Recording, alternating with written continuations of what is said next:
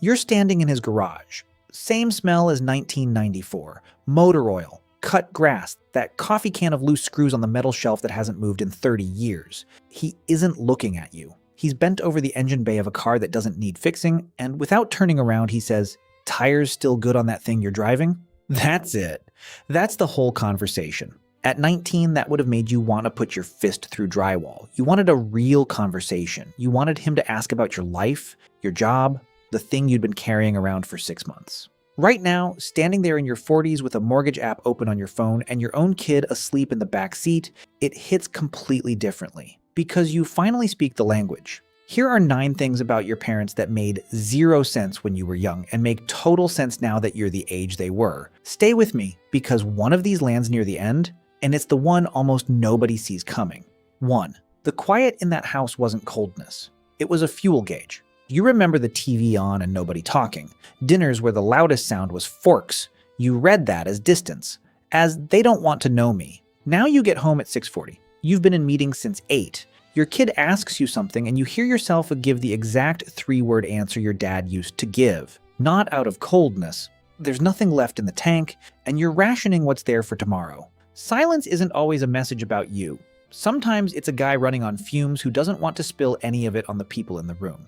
2. Their toughness wasn't a personality, it was handed down. There's a study most people have never heard of. In 1974, a sociologist named Glenn Elder Jr. published Children of the Great Depression. He followed 167 people born around 1920 and 1921 in Oakland, California, from grade school all the way into their 60s, tracking what growing up inside a collapsed economy actually does to a person across an entire life. Here's the plain English version. The hardship didn't stay in the 1930s. It followed them into how they worked, how they spent, how they held a household together decades later. Those are your grandparents. Those are the people who raised your parents in kitchens where you didn't complain and you didn't waste and you certainly didn't announce your feelings.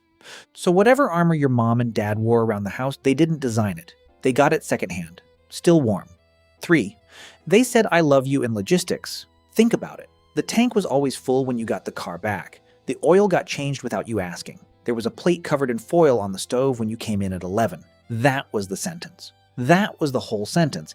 They came from a world where saying it out loud felt like showing your throat. So they said it in gas, in food, in a driveway shoveled before you were awake to see it happen, in a bike that got fixed overnight and nobody mentioned in the morning. You were waiting on words. The words were sitting in your gas tank the whole time. 4. The advice you rolled your eyes at was completely true. On their map. Walk in, ask for the manager, firm handshake, look him in the eye. You hated hearing that. But here's the part that stings. It worked. That's not a story they made up. That is genuinely how a person got hired in 1978. Nobody sent them a memo when the world quietly switched over to online portals, keyword filters, and 200 applicants stacked up for one opening. They were handing you the map that got them across. They had no idea the roads had been repaved while they were busy raising you.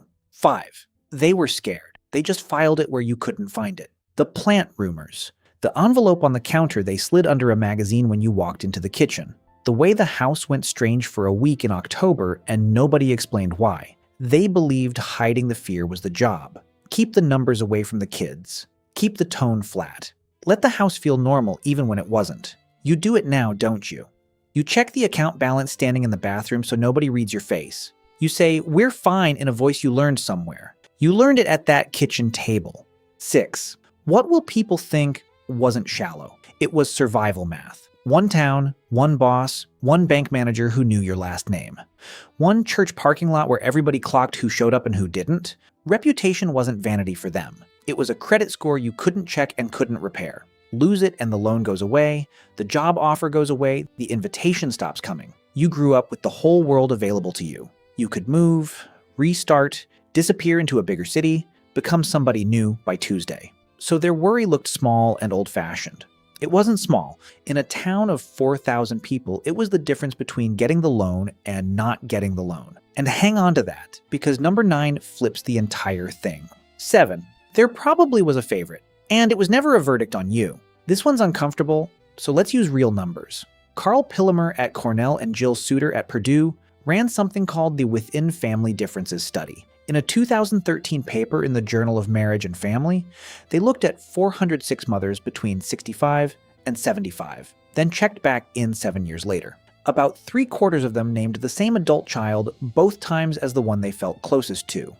Now here's the part that actually matters. Their research points to similarity as one of the biggest drivers. Shared values, shared outlook, seeing themselves in that kid. Closeness tracked resemblance, not merit. It was never a ranking of who turned out better. If you were the one who thought differently, argued more, left town, you weren't losing. You were just harder for them to recognize. 8. You can love them and be exhausted by them in the same afternoon. You call on Sunday. 10 minutes in, you're irritated. Then you hang up and feel like garbage for being irritated. Then you call again next Sunday. You've probably assumed that means something's broken in you. It doesn't.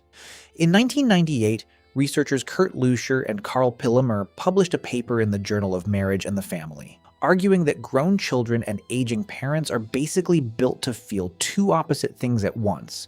They called it intergenerational ambivalence. Their point was that this mix isn't a malfunction in your particular family. It's baked into the structure. Love and friction running on the same wire. Nobody told you that at 19, so you spent 20 years assuming your family was uniquely tangled and everybody else's Sunday call was easy. 9. Here's the one you don't expect. They're reaching for you now. And it's not because they suddenly changed.